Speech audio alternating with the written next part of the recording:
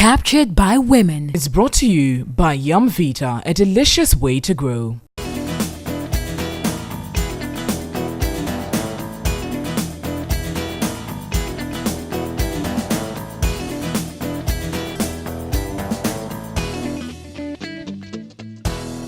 Another Saturday is here with us, and of course we are grateful to be coming your way with Captured by Women, your favorite Saturday afternoon show. Of course, this program is proudly sponsored by Yum Vita, a delicious way to grow. Of course, it's myself, Petra and Rosemond, who'll be taking you through today's Captured by Women. What are the topics we'll be discussing? We'll take you on a spin concerning the famous Kwesi Nyantakyi issue, where Anas has released an expose. We're yet to see that on June 6th, but I'm sure there have been hints and there have been some callings and arrests have been made. Well, we'll see how that has gone down with Ghanaian citizens. Then also we'll talk about assessing the interventions that have been put in place for social protection. Gender Ministry is undertaking some programs to make sure that people who are poor are well catered for under these laws. We'll also touch on Bank of Ghana, who earlier on in the year spoke about men's gold and the fact that they weren't supposed to be taking deposits, but many months down the line they still are. What is Bank of Ghana going to do about it,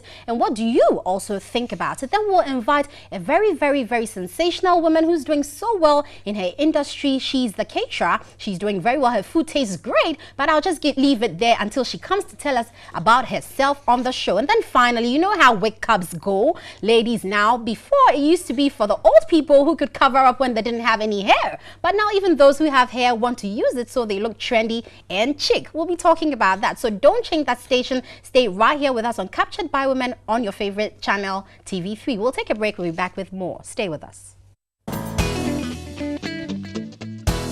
Welcome back. So on the spin, ladies, we're talking about the famous Nyantakyi scandal and the many memes people have put out. I, for one, recently I realized in Ghana, once your issue comes out, everyone will chew like chewing gum. I think we're a bit bored. We just need something fun apart from the serious everyday business. But what's your take on it?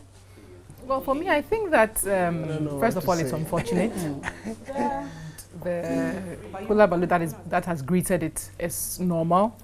But in a sense, I feel that, and this is my personal opinion, that I think that he's been overly demonized. It's as if he never did anything good for the Ghana football industry, which I think is not fair. Yes, there are some allegations against him, but it looks like he did practically nothing. And I think that it's a bit much. I don't know what Petra has to say about that. On that score, isn't that how the world goes? When you do one sin, it seems to sting all the good you've done. I know, exactly. And then but in this case, because, when you listen to the sport commentators, they say that when you compare him, his achievement is comparable to past GFA presidents. But he's reigned longer. Yes, he's reigned longer, but what I'm saying is that we shouldn't just scar him irreparably, These are allegations. Investigations are ongoing. Exactly. So we haven't even watched the video yet. So I think that people need to slow down a bit and see where this ends. I'm just not fazed. I feel like it's just a lot of noise about something that we already know. For as long as I can remember, coming out of our heartbreaking Brazil incidents, we've all known that there was something going on with the GFA. We've all had, inklings of what's going on there. You can go as far back as Malamise's time, where there were issues with the ministry and sports. There's a lot around sports and sports administration in Ghana. And my personal view really is that this whole brouhaha about everything this week has really just been a diversionary tactic for us to forget about other important things that are in the current affairs space that are very important to Ghanaians. I totally feel that this is a decoy. It's a serious issue, I admit. Football is the passion of the nation, and so everybody's concerned about it. But it's just one of those things I just feel like it's just we've just thrown it in there to let's give them something else to focus on. But there's so many other things, and I typically also feel that it's just a big storm in a teacup type of situation. Because there was breaking news. He's been ordered to be arrested. He was out of town, and then he arrives and he gets called. He goes in to be questioned, and he's on bail. Yeah, he goes home. He goes home. So what's going to be about? I feel that the sense that this is supposed to be like a bold statement of our fight against corruption is just a big political PR gimmick. Really? Yes. Yeah. No, I disagree. I mean, can I we could agree with you because on some, because the the fight timing against of corruption right. we've seen this Rambo style arrest the person type No, of but- thing before, even with Woyomi. I mean, what was bigger than the Woyomi Rambo arrest? And yet we're still ongoing. Exactly. So I really feel that if we're committed to fighting corruption, there's more. There's a bigger issue about it. We should. I totally agree that yes, somebody has been. There's evidence that he's done things, but we need to get more serious about fighting corruption than just making it look like a public. It's just one person who we say we haven't even seen the video. But we Exactly. are So told that's that where others have people are been also implicated. asking, The could police we are have saying they haven't waited till seen the that's the video. June to see the full thing? Exactly. And then because, you know, people are making this comment about, okay, the president saw not the full 2-hour clip from what we understand. He saw just a short part of it. So if with just that short part, he can ask for his, you know, arrest. Then when he sees the full thing, really, what's going to go down?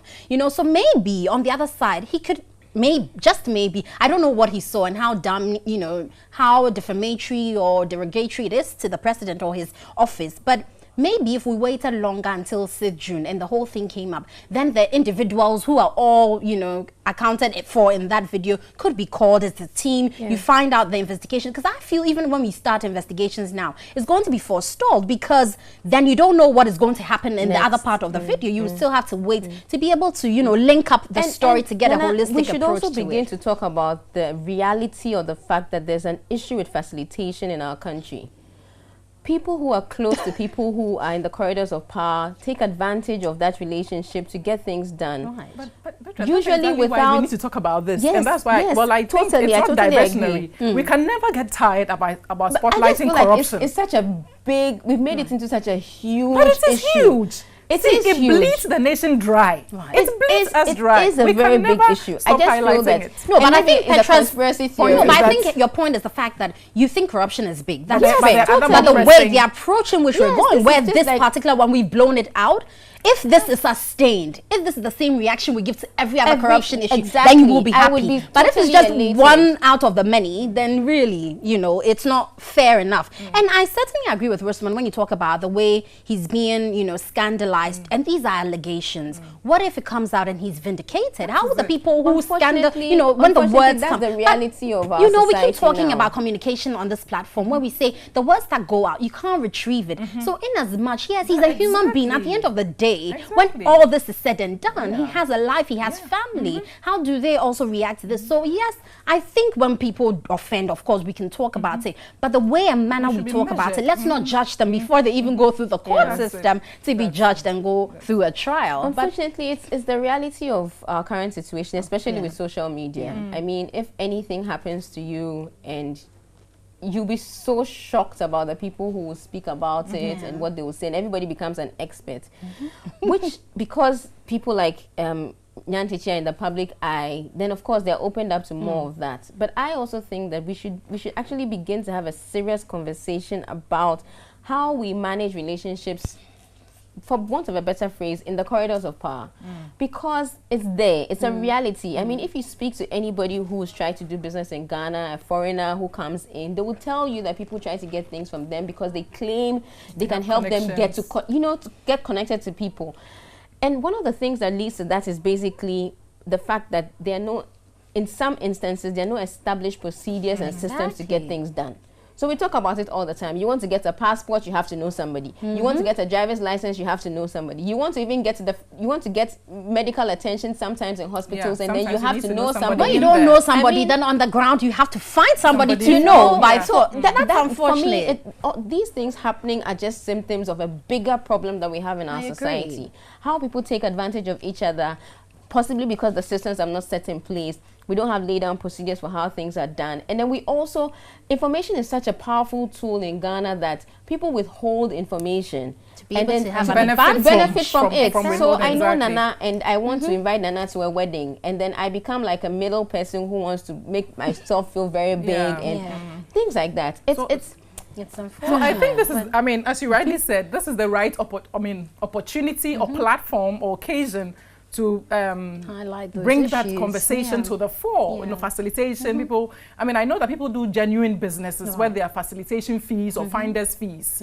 but that obviously has issues. People taking advantage of the system and, you know, milking people dry. So yeah. Yeah, but I mean, it's very bad, because particularly you see that in the civil service. Well, because maybe I handle or I work closely more with that, where you get somewhere, someone gets a salary at the end of the month and yet is asking you, "Wunye bibi." Yeah. What should I do to enhance you to do your work, your lay down work? I'm not asking you to do anything outside your regular job. And that's the kind of penchant we have, or the mindset where everyone thinks you have to help me to help you. That's it. Where did that come from? And like you said, it's all because we don't have lay down procedures. Because if I know that when I step in office A, I'm supposed to move to B, C, and D before I get my processes through, then I'll do that. But when I don't know and I have to ask Petra, okay, so when I'm done with A, what do I do? Then you take advantage of those loopholes. Undermine those procedures and make it look difficult. Anyway. Right. Well, I guess when we talk about football, we can't stop talking about it, because it is the passion of the nation. And the reason why Nyantechi seems to be so endeared to many people is because we love football, and everything about football and Ghanaians we want to talk about. But the bigger issue is the issue of corruption, and how maybe knowingly or unknowingly we all feed into it by one means or the other. We'll take a quick break, and when we come back, we'll continue with the show.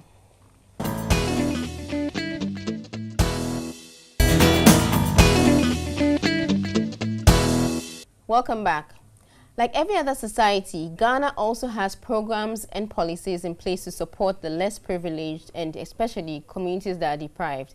One of such initiatives is LEAP. And today we're going to be talking about LEAP, especially with an investigation that has gone on in the northern regions, especially the Upper West region. To help us do that today, we have in our midst Dr. Prosper Larry, who is the Acting National Coordinator of GNHR under the Ministry of Gender.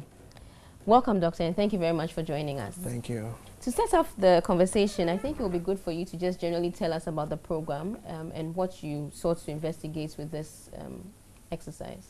Thank you. The Ghana National Household Registry is a unit under the Ministry of Gender, Children and Social Protection. And one of our mandates is to create a single register. And this register is supposed to be a pool from which we'll be able to target beneficiaries for social protection interventions. So it means that it goes beyond LEAP, but school feeding, capitation grant, and any other social intervention that will be introduced. One of the things that this program sought to do was to prevent a lot of duplication as far as targeting is concerned, so that we can have a common targeting mechanism. Then we also have scientific data to be able to address areas of extreme poverty, because knowing where poverty exists, the areas they are, and those that live within those areas is crucial in any targeting. So this was a program that was put in place so that we can target beneficiaries for social protection, and beyond that, to even use it as a resource and a research output for our analysis. From this exercise, we learned that it came out that it's only 30% of beneficiaries in the Upper West region who are actually benefiting from the program. Did this surprise you? It's not surprising. How so? You see, the 30% too, we have to put it in context. The 30% includes the cash transfers. It includes the Ghana School Feeding Program. It includes block farming. It includes capitation grant. And what happens is that you are taking this percentage based on the total number of households that were enumerated. So we have to also take that into that context. And you will realize that the school feeding program accounted for about 54% if you decide to disaggregate them. And for you to have a better mix of it, then you should also situate it with the entire program. Like if we talk about the Ghana School Feeding Program, we must find out in the entire country how many of the targeting population are we looking at. When we take something like the LEAP, you see that when we take something like the LEAP, it was about 23%, which is a little significant, because you even look at the total number of, as we stand today for LEAP, we're looking at over 210,000 households.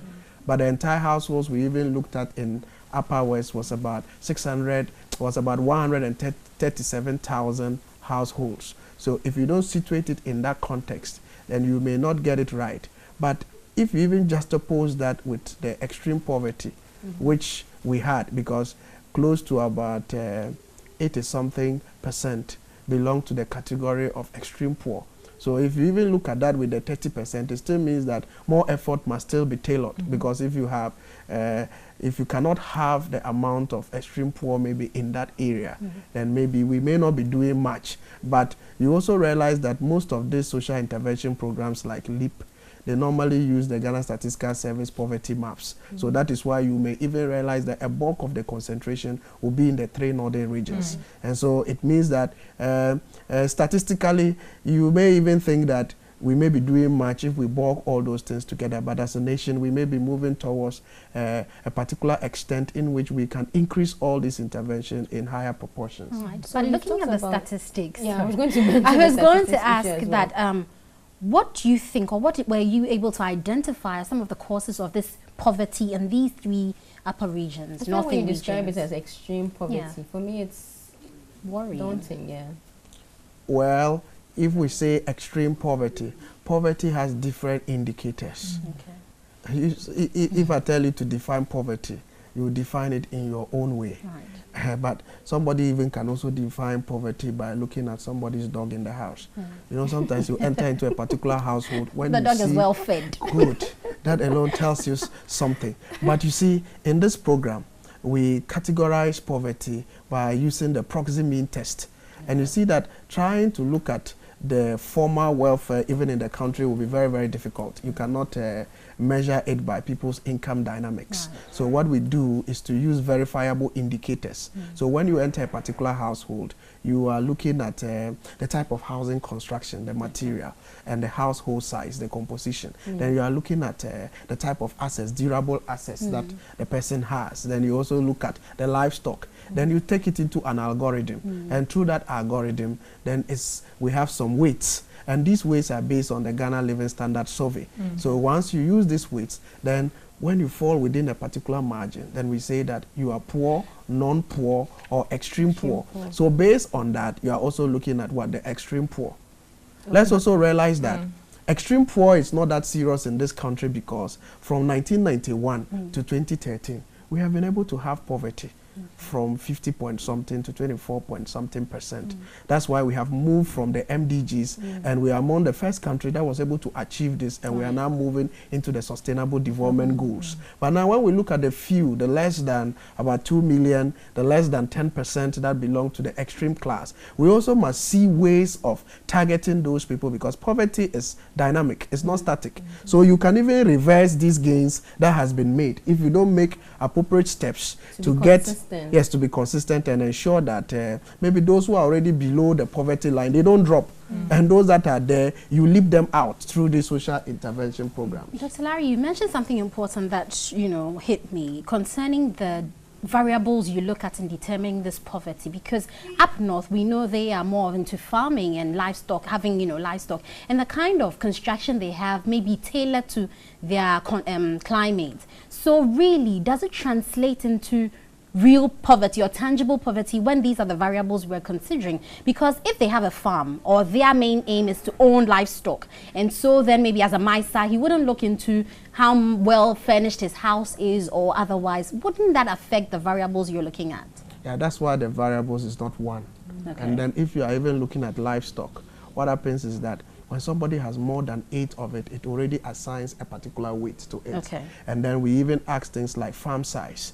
And that's why the PMT, we say we use verifiable indicators. Because when people know that this is the reason for the exercise, they are bound not to even tell you exactly what is there. So there are instances enumerators go there, and then somebody will say, oh, I have this. Then you see a small child sitting, the father will say, no, no, no, we don't have any of this. And they say, oh, Papa, but we have something like that. So that's why we use these weights. So with this, that's why when you even take the classification we did with the Ghana Statistical Service in terms of ranking, Wild West is the poorest in the Upper West region according to Ghana Statistical Service. We also had same, but you see that the percentages would differ. But you see that becomes an added, you know, statistically when you use more weights and you take an average, you are more near to center of tendency than the other distance that you are looking out for. And I'm sure that with every other exercise, you may be encountering some challenges. So in your closing remarks, we just want you, we have a huge audience in the Upper West, Upper East, and Northern region. If there's anything you would like them to know whilst you go through this exercise, support you want from the public, you can add that in your closing remarks. One of the things we realize is that when people know that the Ghana National Household Registry data is supposed to be used for social intervention, you have people in the urbanized areas saying, oh, I'm not poor, so I don't need to be part of this exercise. But you see, they forget that for Upper West, Northern region, and then the Upper East, we're planning of using a census approach, meaning that every household will be enumerated. So it means that when everybody avails himself, we normally even find out maybe the type of sanitary condition, we find out water availability, we find out the educational level, we find out disability, additional ancillary information, which the district assemblies, policymakers, and academia, they are using for planning. So you don't even assume that sickness can push you into another level. When you can fall sick and you move into the vulnerable class when you cannot work. So saying that, oh, this register, I don't need LEAP, I don't need school feeding, I don't need anything like that. So it means that we should embrace it as a national database that must be rich. And it means that everybody must be part of it. And then if you are not even targeted for social intervention, then it means that there may be other non-pro programs in which that data will help us know that we need this for that. Well, thank you very much, Dr. Larry. And I'm sure the import of all of this is the fact that we do need data. Data helps us be able to reach out to the people in our society that really need the interventions and ensure that we don't have an issue of duplication. And we're very happy that we have these interventions, and we hope that the exercise will be successful and we can reach out to the people who need the assistance that they need all over Ghana in our deprived communities. We'll take a break, and when we come back, we'll go on with the show.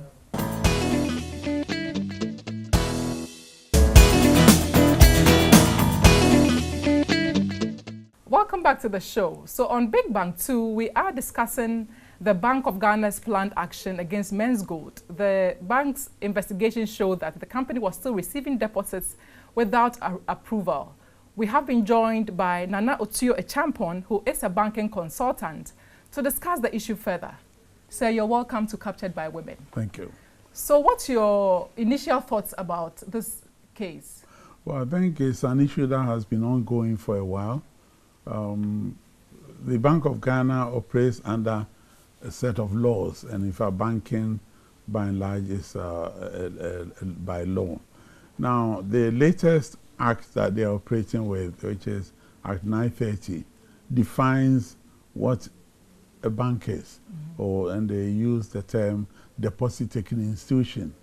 And a deposit-taking institution, there are many badges, about 19, but the first two are, it's an institution which is taking deposit from the public and granting loans. So any institution that fits into this has got to get one of 5 types of licenses. Under Section 8 of the Act, you can either get a license as a universal bank, as a savings and loans company, a finance house, a rural bank, or a microfinance institution. So any institution that is doing anything in terms of taking deposit must get a license. Okay. Well, Nana, let me fill this in, because I get customers are the people who suffer at the end of the day, and their confusion is that when they trade with Men's Gold, they have some interaction with Bank of Ghana, and allows them to be able to buy the gold and pay with cash when they go and do that. So isn't that a form of deposit? And is that what the confusion is all about? Yes, that's where the confusion is, because they are depositing money. They are not depositing gold. Now, if you have gold as an investment and you keep it in a vault, it's not earning any interest. You only gain capital gain if and when you sell it in future. But this time around, you have deposited physical cash, and then they are paying you interest on that cash. So it is a deposit. By any stretch of the imagination. That's what I said. Because of the interest it is accruing. It's accruing. So if they were just putting it there and realizing capital gain at the end of it, then it will be an investment. It means that, I mean, in all of this conversation, it is the customers who are at risk. And we know that somewhere last year to early this year, there was this public banter between Bank of Ghana, and then Men's Gold. Does this speak volumes about Bank of Ghana's supervisory and monetary, authority, and whether that's questionable? No. The problem that has arisen is that the Men's Gold is trading under 2 regulators. So the 2 regulators until now probably were not talking to each other. Okay. But now they've all come together, and I think this morning the Minister for Mineral Resources came out to say that they will back Bank of Ghana if they have proof that in fact deposits are being taken and not investment that they are making. You see, because as I said, anybody is free to buy gold, but you buy gold and you keep it in a vault, and when it appreciates, you go and sell it. But this time around, you come in, they are saying they are selling gold to you. Then you put the money there, and they are giving you interest on the money. So you never get to see the gold or take it away. Exactly. Okay. Exactly. So Nana, there's so much risk to the public. Like, who is supposed to protect us? If the Bank of Ghana seems not to have full authority over an operation like this, the ministry says, "Oh, we've done what we're supposed to be doing." Where is the space for the public to be confident that whoever is supposed to regulate, we don't have to know whether it's the ministry or both? Yeah. What's the confidence that we should have that? I mean, we won't wake up one day and we'll have another Piram or something like that. In fact, that is why Bank of Ghana has given up, because they did their investigation over a year ago, and at that time they won, hoping that that warning will get them to act, right? But they were still doing it. So now they have taken a stage further. They've involved the other ministry, and together they're going to come up with some action. Then it means that we shouldn't really, because I know that the BOG has come out to assure customers that their investments will be protected. Then that's hardly to be, believed, isn't it? Because it can't be guaranteed. BOG can protect only investment which are under that's what I'm deposit taking. Now these people are saying it's not, because as soon as the governor speaks, the men's gold people will come out and say they are not taking deposit.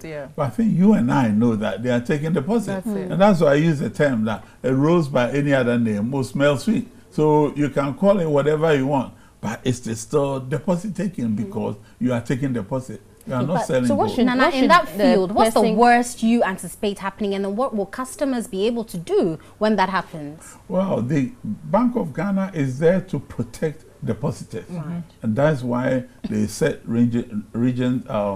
stringent regulations to ensure that that protection is there. Now, if they do not take action to ensure that people doing that are doing it at their own risk, which they have already done, they've told people that dealing with them, you are doing it at your own risk, and people are still not stopping, then the worst to happen will be people lose their money, but they cannot come and blame Bank of Ghana, because they are doing what the law requires them to do to protect them. Let me just ask a question again, because I seem to be confused as to what Bank of Ghana then is doing when it comes to men's gold in terms of their role, because you say they and the Lands and Natural Resources Ministry are collaborating. Lands of natural resources because of the gold issue. So what if they are not depositors? What is Bank of Ghana doing in that space? If you are not depositors, they close the institution. Recently, they closed one in Ofanko, who were taking deposit and they didn't have a license. So if you are taking deposit and you don't have a license, immediately they close you down. No. But they hesitated in this one because of the complication that they've got a legitimate license from another government institution, i.e. being Lands and Mineral Resources Ministry. See? And so the warning went over and over, and they were still not. But the ministry has no authority to grant license to collect, to take deposits. Exactly. So they've given a license for what they can give a license for. So is that like a gap? A gray area. Yes, a gray area in this whole thing. Well, you see, as you said, you have to have the evidence. And I don't know, but I think Bank of Ghana now has the evidence. I mean, they don't have to go in there that they are Bank of Ghana. They can send you or you to go there and, transact business.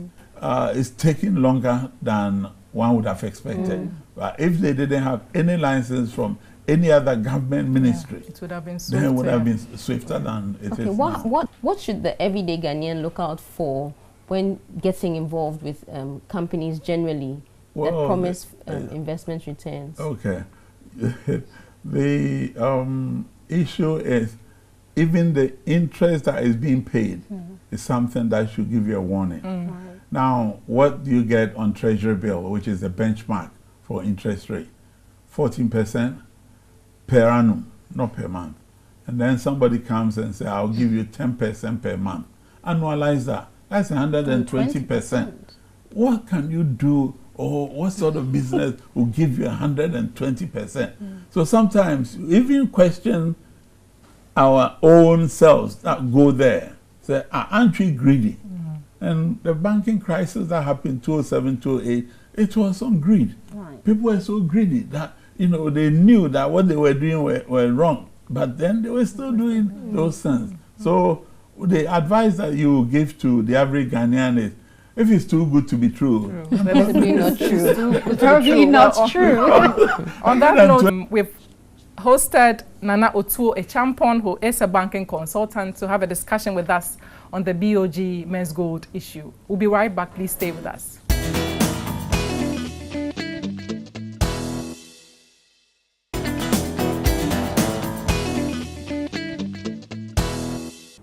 As usual, we get to celebrate a career woman who is doing wonderful things. And today we're going to be talking to Madame Rosalind Dupulu Kese, who is the CEO of Mango Street Catering Services. She left a job in the corporate world to follow her passion, which was catering. And now she's been able to expand that startup business to be able to employ 20 individuals, and the company is still growing. We'll take a quick look at her story, and hopefully we'll have some inspiration from it. We'll be right back.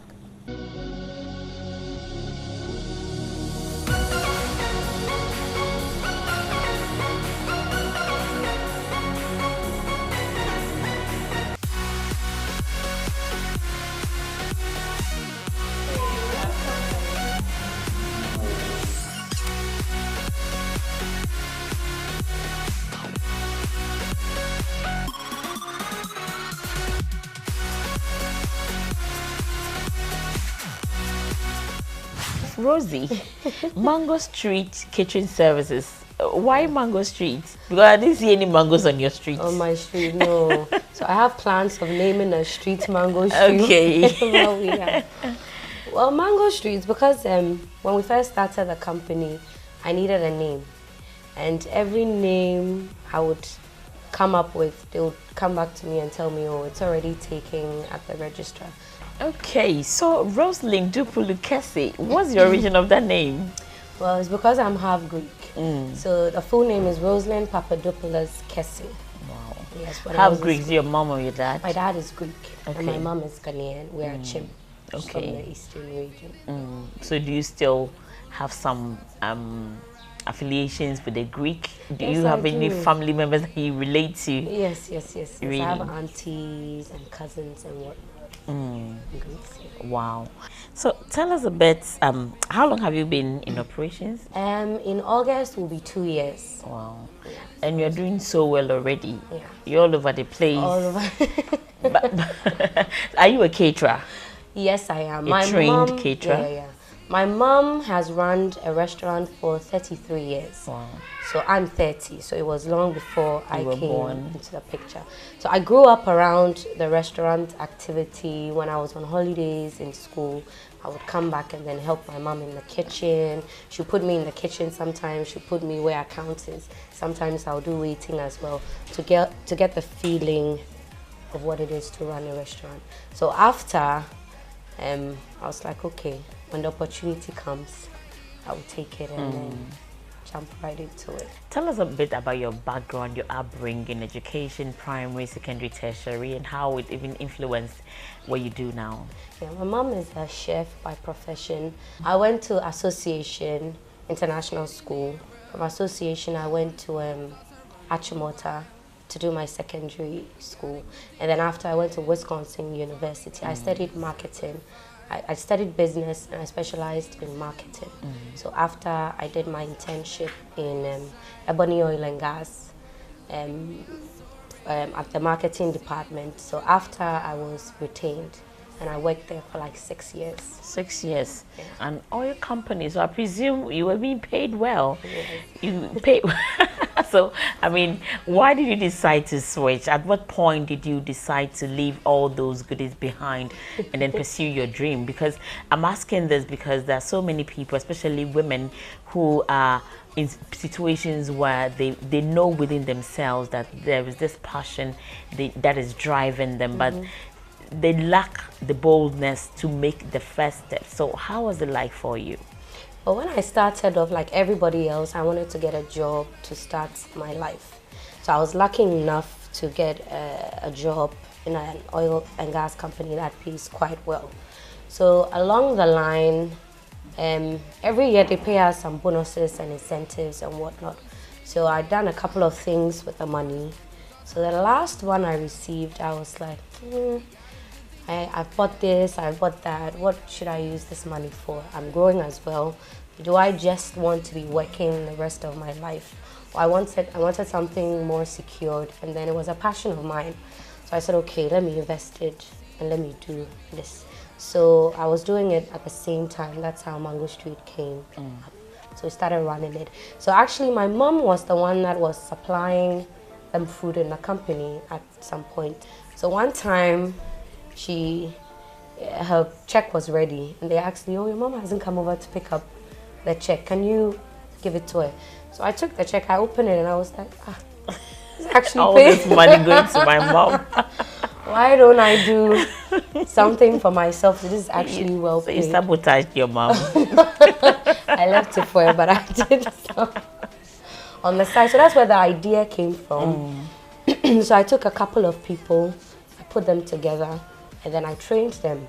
So what we'll do is we'll send the food, we'll cook the food. And then because I was a marketer by profession, it was easy for me. I already had clients on my database, so I went to them and I said, you know what, if I can sell fuel, food should be very easy for me to sell. This is what I do, try it. And then that was it. Before we knew it, we had over 10 companies we are supplying us at now. So it took off quite fast. So how was the transition, having to leave all these things behind and being on your own, starting up the funding and everything? How was the transition for you? It was actually very difficult because my job where I was very demanding, and doing Mango Street was the same thing because I was handling clients. So every issue that had to do with a client, I had to be on top of issues. So I realized it was affecting my job at Ebony, and this really was my passion. So at some point I had to choose which one I wanted the most. So, and where I was my personal job, which was Mango Street. It was affecting it because employees weren't seeing me as much as they were supposed to. So the structure wasn't as strong. So it wasn't easy. So at some point I had to make a decision which one I wanted the most. And so I resigned from Ebony to take care of. Has it paid off? It's paid off very well. In the beginning, I remember the first day I tendered my resignation letter. I came home and I cried the whole night. I was like, what did I just do? Did I give up a good job? Did I make a mistake? What did I just do? So I cried the whole night. And then for a week, I was very depressed. And then after that, everything seemed to just fall in place like it's supposed to. My employees were on point, the food quality was on point. I was getting on board a lot more events and companies on board because I was there. So I don't regret it one bit. It was the best decision I ever made to do my own job, and it's paid very, very well. So we are talking as if it's all rosy, and then when you come in, things just fall in place. And I'm sure you might have encountered some challenges along the way. What has been your biggest challenge? My biggest challenge has been employee management. I always say my biggest challenge starting my business has been employee management. Money has been a challenge here and there, but it's not as difficult as managing employees. Most of the time you have employees coming in, they're different people. You're managing different people, you're managing their emotions. I've trained people to cook like I do, but most of the time with people, with chefs and cooks, sometimes it's based on their emotions. Someone can come to work, they had a very bad day. They had a problem with their wife, and it translates to what they are doing. And so it's been very, very difficult. You have some people, they came to work hard to help you as a support system so you can move forward. And then you have people that come in that just, I don't know what their purpose are in the organization, but they're not there to push you. So it's very difficult managing employees. Did you at any point feel like you needed someone stronger to back you up? Because sometimes, because we are women, you feel that I think this thing can be done better if it's a man, and so even if I'm managing it myself, I think I need a man to be my backbone. Did you feel that at a point? Yes, I did. Yes. I'm a strong woman. I grew up in a home where my mom is very independent, even though she was married. She always told us to have something of our own to have a life of our own before marrying anybody else. She raised us to be very strong, independent when she had only 2 girls. So I realized it's something with the Ghanaian society.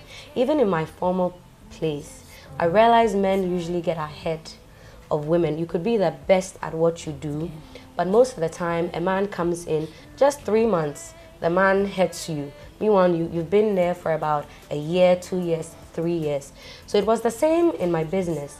I realized part of the reason why it was a challenge for me to keep my employees in check and to get them to do what they were was because they felt I was a female, and I'm quite petite in structure as well. So I had to be extra hard. So there was a point where I was like, if I was a man, I wouldn't have to go through these issues. And I realized my finance manager and my partner, he's a male, he's a man. So he had things easier. When he had to authorize them, immediately They follow. They follow. And then I wanted to empower women. So most of the time I would employ women. I'll have my manager as a woman, and she had a difficult time. Now I changed it and I employed a male head, and the response is also very different. But like I said, I'm a strong woman, so I said, you know what, this is my business, I will keep it in check, I will control it, and I will do it. And that is what we are talking about. Yeah. Encouraging women to take the bull by the horn. Yes. It won't come easy. No. Power is not given, it is taken. It's taken. And so it is high time we moved on no matter the obstacles and achieve, just like Rosalind is doing. Yes, so you have several corporate clients, but what exactly do you serve them on a daily basis? We have different menus. We have a full set Chinese menu. We do continental, and then we do Ghanaian dishes as well.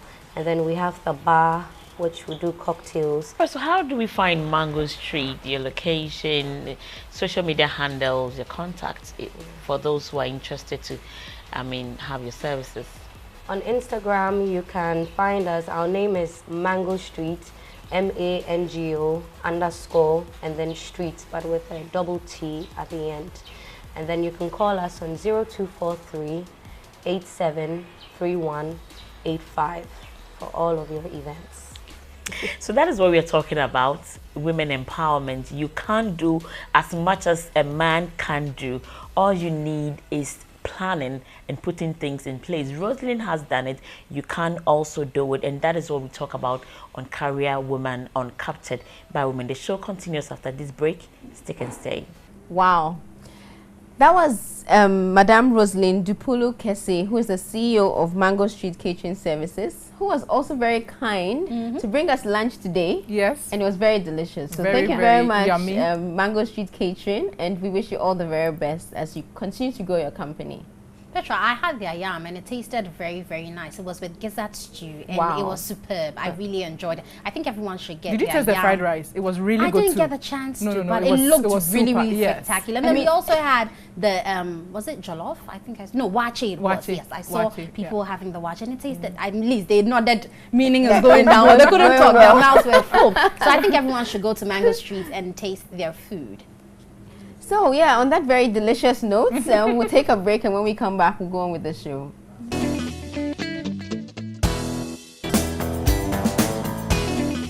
Well, on Lifestyle today, we're talking about wig caps. You remember when we were young and our grandmothers used to stack up a couple of wig caps because they were growing bald and wanted to hide it so they still look chic and trendy. Well, now in the old days, the young women are also doing the same. They're getting so many wig caps, different textures, different colors, and sometimes it scares the men. But men, don't be afraid. We step out to Lola's Braiding Center and Salon Services to see how to make a wig cap, how you can get a good one for yourself, one that fits, one that is okay, and one that you can rock very well. Let's go and see. We sit down on the porch swing, and I know that you want me. There's no sense to ignore this, 'cause you say what. Hello everyone, my name is Latifa Adekala, the CEO of Lola's Braiding Center and Salon Services. Most of the time, because of the nature of our hair in Africa, many people find it difficult or hard to manage their natural hair. So one of the options they opt for is using wig caps. And the wig cap, because it's also versatile, they can choose the color, the length you want on daily basis. You can decide to use short one on Monday, Tuesday use a long one, change the color.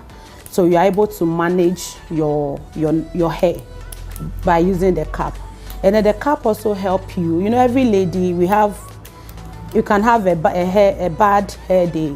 So all you can just do is just pick your cap and then you are done. So we have them in different types. The braid cap, the weave-ons, the wig caps, that's in the weave-on caps, as you can see up there. And there are a lot of options that people can opt for as well. By maintaining your cap, I always advise our clients that after you are back from work, for the cap not to smell or to have bad odor, when you take it off, put it in a place that is airy, so that by the next day, whatever sweat you had in it would have gone out. Like this, for instance, this is a twist braid cap, and it's about 28 to 30 inches long. We have some that are even shorter, 8 inches, depending on what the client wants. Okay. Putting up the cap is not difficult to do at all. But before you put on the cap, we advise our clients to always use a net like this one, a soft net on your head before you then put the cap on. When you wear the nets, it prevents you from sweating into the cap itself. So the net absorbs the heat and all the sweat that will generate into odor. You can style it, you can hold it, and then with the caps too, we have them in types. There are some that you can't do anything about it. If it is one style, that is it. But with this type of cap, you can have a center part, like it's centered. And then this one, you can tilt it to the left to get a side part. This is actually a centered, it's not like we have the 360 degrees kind of cap. With that one, you can even hold it pony. Those are the types that we use for the cornrows and all that. This is a crochet type. So we crochet the hair onto the nets and then we twist. But there's one, the one we were showing earlier on, that one we braid it direct onto the cap. So this type, at most you can hold it all back. You can hold it up. You can bring some this way, tilt it to either your left or to your right. People who don't like using cap, sometimes their concern is the fact that the cap can come off at any time. Maybe you're at a meeting and then your cap is off. But with this type of cap, there's a band at the back. So once you hook it, you can jump with it. Okay, so let's assume you wake up in the morning and you just want to fix your cap. We advise our clients to have this type of hair nets at home. So all you just do, whether your hair is long or short, all you just do is fix the net onto your hair. So whether you even have a long hair or not, with this type of hair net, it makes it easier for you to put on your cap. So it's not difficult to put on. Just wear it.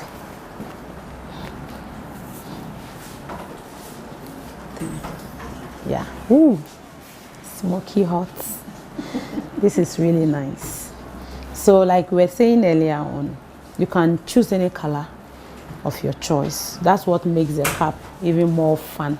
Or you can wear this today, the next day you are in a different color. So when you come home and you want to take it off, the same process, you just flip it up and it's off. And then you try and take this out as well so that fresh air can run through your scalp. And then you don't just drop your cap. You look for a nice place, maybe in your wardrobe somewhere where there is fresh air. Then you hang their cap so that fresh air can run through it. Client brings them to the salon time after time, maybe after you've used it for a while. You bring it and then we treat. There's a way we laundry the hair. We wash it nicely for you. We have nice fragrance that we spray into the hair. Then you come for your cap and it's all new again. We also advise our clients that after you've braided the cornrow for your cap, you should come to the salon time after time to have it washed, because some people will not bother. Once they don't have a itchy scalp, they keep the cornrow on for months, which is also not advisable. So if you have the cornrow on, maybe a week or at most 2 weeks, you come back to the salon, undo the cornrow, and then we wash and do another cornrow for you.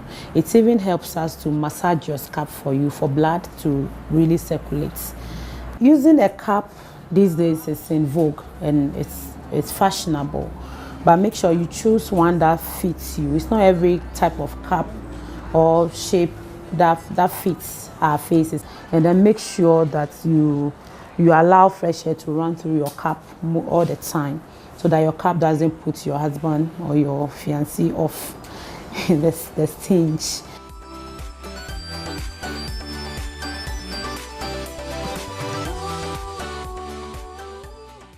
Ladies, well, that was very interesting. Have you encountered someone who's wearing a wig cap that smells very, No, very you don't want to know. unfortunate? You know, one thing is a wig cap. You can take it off and wash it and put it back on. I've had a couple of male friends who've complained seriously. I mean, ladies, seriously about wig cap issues. Sometimes they get so scared about when we take them off and what's under the wig cap. I mean, But anyway, today it has been an interesting day, and Rosemont will have all the tidbits for us. Yes. So we've had a very exciting show today. We started off by discussing the arrest of the president of the GFA and the ensuing investigations that's ongoing. And then we looked at the BOG's imminent action against Men's Gold on Big Bank, and also looked at the social protection interventions that we have and whether it's making the needed impact that we expect it to make. And then we also encountered Rosalind, who was doing a great job with her catering business. And then we wrapped up by looking at wig caps, how to rock the one that fits you and how to maintain it to look good. The show has been brought to you by Yamvita, a delicious way to grow. Thank you for joining us today. We'll see you again next week. Goodbye. Bye. Bye.